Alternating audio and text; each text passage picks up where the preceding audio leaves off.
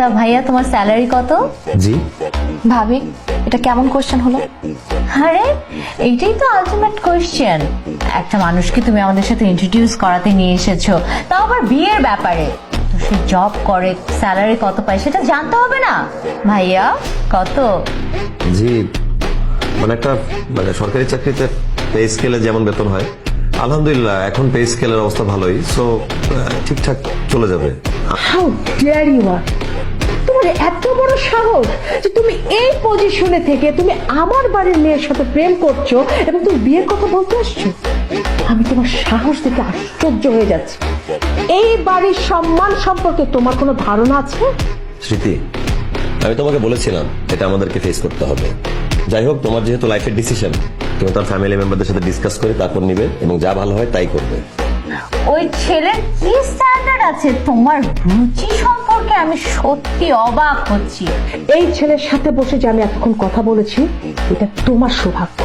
আর এই ছেলেকে যে আমি ঘাট ধাক্কা দিয়ে এতক্ষণ বের করে দিইনি, সেটা ওই ছেলের সৌভাগ্য। Thank you. কালকে বাজার করে বাবার বাসায় পাঠানোর কথা ভুলে গেছো তুমি? না না, আমি ভুলে যাই নাই, আমি একদম মজা করতেছিলাম। আচ্ছা তুমি আমাকে একটা কথা বলো তো, এই যে তোমাদের বাসায় ফার্স্ট টাইম আমরা হাজবেন্ড ওয়াইফ হিসেবে যাবো, আমার কি বাজার করার কথা? তারা বাজার করে আমাদের ওয়েলকাম করবে না?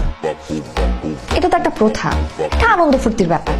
আর তাছাড়া আমাদের বিয়েটা যেভাবে হয়েছে, আমি চাই ওটা ভুলে গিয়ে সবাই একটু স্বাভাবিক হয়ে যাক। আর তাই ছোটখাটো সুযোগগুলো হাতছাড়া করতে চাই। ঠিক আছে? মম, বেবি, দেখো না জামাই বাজার করে নিয়ে আসছে। সবজির দোকান। ভাইয়া তুমি কিন্তু খেয়ে যেও, আমি নিজে হাতে রান্না করবো। এত লজ্জা করলো না?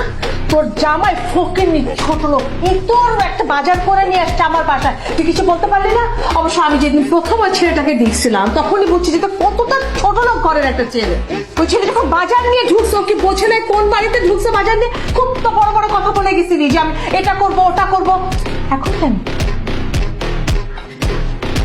কি ব্যাপার, তুমি লাইট অফ করে মন খারাপ করে এখানে বসে আছো?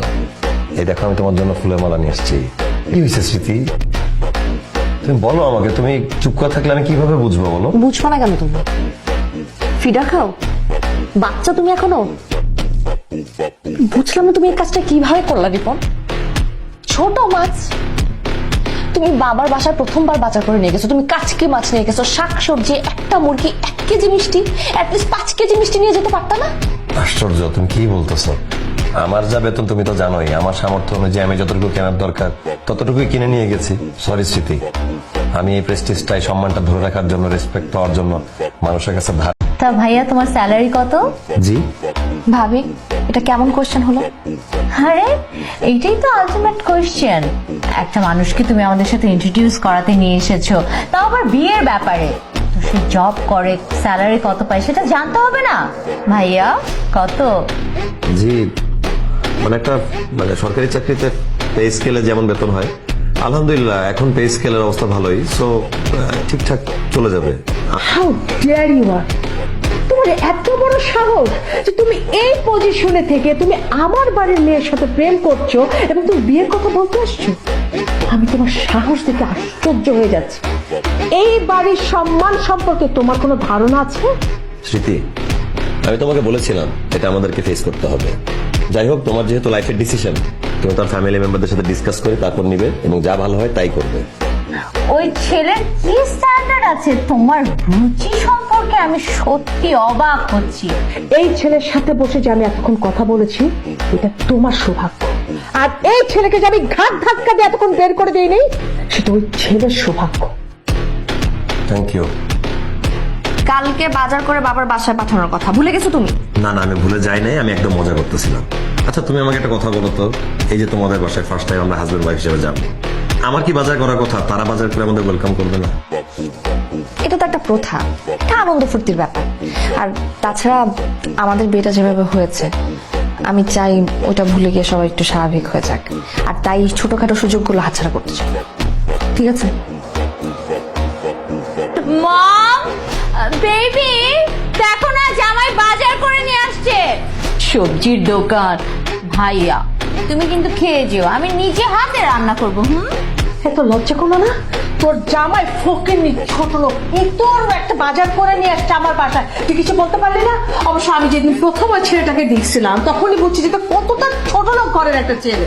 ওই ছেলে যখন বাজার নিয়ে ঢুকছে ওকে বোঝে নাই কোন বাড়িতে ঢুকছে বাজার নিয়ে, খুব তো বড় বড় কথা বলে গেছিলি যে আমি এটা করবো ওটা করবো।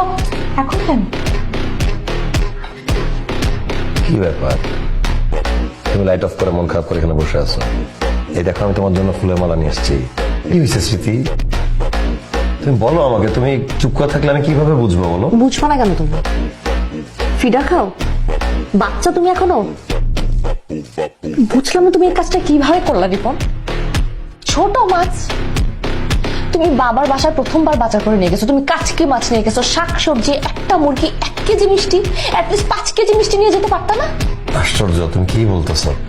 আমার যা বেতন তুমি তো জানোই, আমার সামর্থ্য অনুযায়ী আমি যতটুকু কেনার দরকার ততটুকুই কিনে নিয়ে গেছি। সরি স্মৃতি, আমি এই প্রেস্টিজটাই সম্মানটা ধরে রাখার জন্য, রেসপেক্ট পাওয়ার জন্য মানুষের কাছে